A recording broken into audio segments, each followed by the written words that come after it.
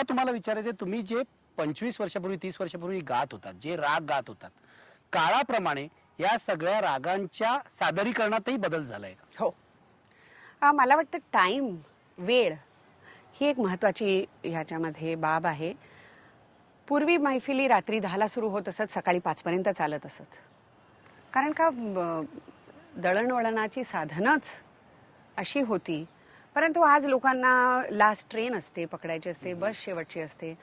त्याच्यामुळे अनेक वेळा असं होतं की आणि कमर्शियल अँगल आहे की एका कार्यक्रमामध्ये 3-3 कलाकार असतात की तुमच्याकडे 5च तास आहेत, त्याच्यात 3 कलाकार गाणार, प्रत्येकाला 1.25 तास आहे. मग तुमचं सादरीकरण हे बदलावंच लागतं. मला वाटतं केवळ आनंदासाठी जेव्हा गाणं गायलं जात होतं आणि आता त्याला एक वेगळी डायमेन्शन्स अनेक आलेली आहेत. आज कार्यक्रम करणारे त्यांचे जीवन त्याच्यावर अवलंबून आहेत.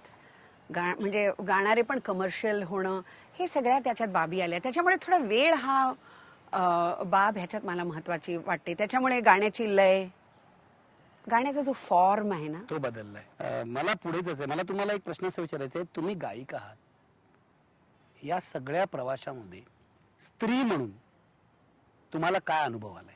तुम्हाला प्रतिकूल परिस्थितीची सामना करावा लागलाय, जसं इतर क्षेत्रातल्या स्त्रियांना करावा लागतो, सिनेमातल्या, नाटकातल्या, तो या क्षेत्रातही करावा लागलाय? मला असं वाटत नाही की समाजाला फेस करताना मला काही स्ट्रगल करावा लागला नाही, अजिबात नाही. कारण आमच्या पिढीच्या आधीच्या ज्या मोगूबाई, केसरबाई ह्या सगळ्या गायल्या, त्याच्या आधी स्त्रिया बाहेर गातही नव्हत्या, परंतु त्यांनी ते काम इतकं सोपं करून ठेवलं आम्हाला. त्याच्यामुळे तसा स्ट्रगल झाला नाही. परंतु मला असं वाटतं द्वंद्व हे खरं आपल्या आतच असतं.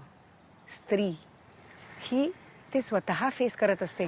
माझ्यातली ममता, माझ्यातली बायको आणि माझ्यातली गायिका, माझ्यातली आई आणि माझ्यातली गायिका, हे जे द्वंद्व आहे ना ते फेस करावं नक्कीच लागतं. कशाला प्रायोरिटी आहे, तुमच्यातली गायिका की तुमच्यातली आई? प्रत्येक समय जे डिमांड करेल तशी आहे. ज्या क्षणी माझ्या मुलीला माझी गरज आहे तेव्हा मी आई आहे. त्याची गरज संपली की मी गायिका आहे. मला तुम्हाला विचारायचं आहे की तुम्ही तुमचं सरदारी बेगम मधलं जे गाणं आहे, हो, ते खूपच गाजलं, खूपच पॉप्युलर झालं आणि अगदी अलीकडे म्हणजे आता मराठीत जो सावली किंवा कोकणीमध्ये अंतर्नाद, ज्याला राष्ट्रीय पुरस्कार मिळाला. तुम्हाला असं वाटतं शास्त्रीय गायकांनी लोकांपर्यंत पोहोचण्यासाठी सिनेमासाठी किंवा नाटकासाठी गाणं आवश्यक आहे म्हणून? काय अनुभव होता तुमचा हा सगळा सिनेमातला? ह्या अनुभवातनं मी खूप काही शिकलेली आहे. कारण आम्ही वर्षानुवर्ष एखाद्या रागाचा रियाज करत असतो, त्या बंदिशीचा रियाज करत असतो आणि ते सगळं आमच्या गळ्यावर चढलेलं असतं. कारण का वारंवार गायल्याने, जसं मी म्हटलं, एखादी तान 5-10 वेळा म्हटल्यावर ती येते, 100 वेळा म्हटल्यावर ती सुंदर यायला लागते आणि 500 वेळा म्हटले की त्याच्यात तेज यायला लागतं. पण हा आमचा रियाज नेहमी चालू असतो ना, की एखाद्या मैफिलीत गायचं आहे, यमन राग मला गायचा आहे. परंतु मी गेले 30 वर्ष यमन गाते आहे. परंतु जेव्हा रेकॉर्डिंगसाठी गायचं असतं तेव्हा तो तिथे जायचं, तिथे काव्य बनतं, तिथे चाल बनते, तिथे गाणं शिकायचं आणि 4-5 तासात ते रेकॉर्ड होऊन तयार झालं पाहिजे. हा जो प्रोसेस आहे हा अतिशय चॅलेंजिंग आणि खूप शिकवणारा आहे. त्यामुळे मला सरदारी बेगम मध्ये खूपच मजा आला. कारण का वनराजजी म्युझिक डायरेक्टर होते, श्याम बेनेगल, जावेद अख्तरजी होते आणि अशोक पत्कीजी वनराजजींचे असिस्टंट होते. अच्छा, त्यावेळेला. हो. तुम्हाला काय वाटतं की आजच्या काळातही शास्त्रीय संगीताला जो प्रतिसाद आहे लोकांचा, तो पूर्वीसारखाच आहे की तरुण पिढीचा वाढलाय? नक्कीच वाढलाय. म्हणजे मला असं वाटतं ह्याच्यामध्ये रियालिटी शोजचं सुद्धा मोठं योगदान आहे. परंतु लोकांना एक गैरसमज मात्र निखिलजी नक्कीच आहे की त्यांना असं वाटतं की सुगम संगीत हा कळस आहे आणि शास्त्रीय संगीत किंवा रागसंगीत हा पाया आहे. परंतु या दोन अतिशय वेगळ्या गोष्टी आहेत. मला सगळं हे सगळं आता लिटिल चॅम्प्स वगैरे तुम्ही बघतात, तुम्ही मला वाटतं एका अशा स्पर्धेसाठी परीक्षक कधीतरी होतात. तुमचं या तरुण मुलांना किंवा महाराष्ट्राच्या गावागावातून मुलं येत आहेत, टॅलेंट आहे, लहान मुलं येत आहेत, तुमचं काय सांगणं आहे? मला वाटतं संधी तर खूपच या मुलांना मिळत आहेत आणि इतकं एक मोठं स्टेज आहे, व्यासपीठ असं आहे की तुम्ही ओव्हरनाईट स्टार होताय. पण याच्यामध्ये शेवटी चॅलेंजेस, शेवटी प्लस मायनस कुठल्याही गोष्टीमध्ये असतातच ना.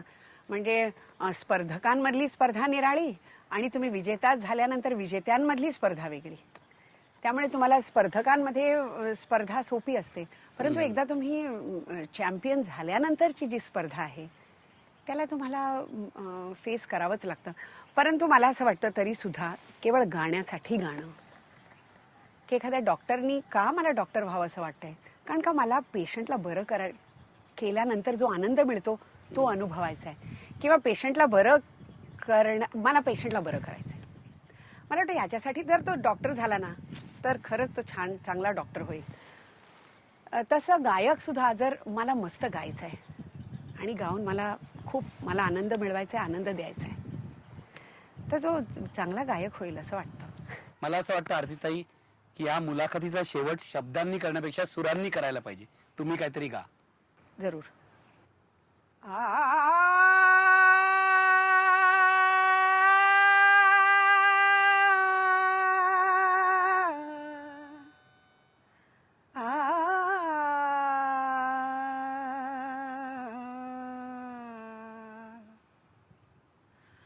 आली रे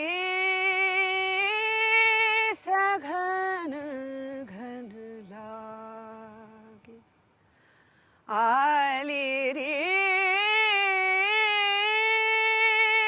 सघन घन लागे, आली रे सघन घन लागे, आली रे सघन घन लागे, बदरा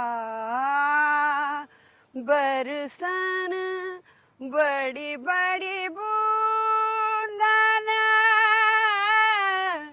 चमकन लागे, बिजलियां ली रे सघन घन लागे.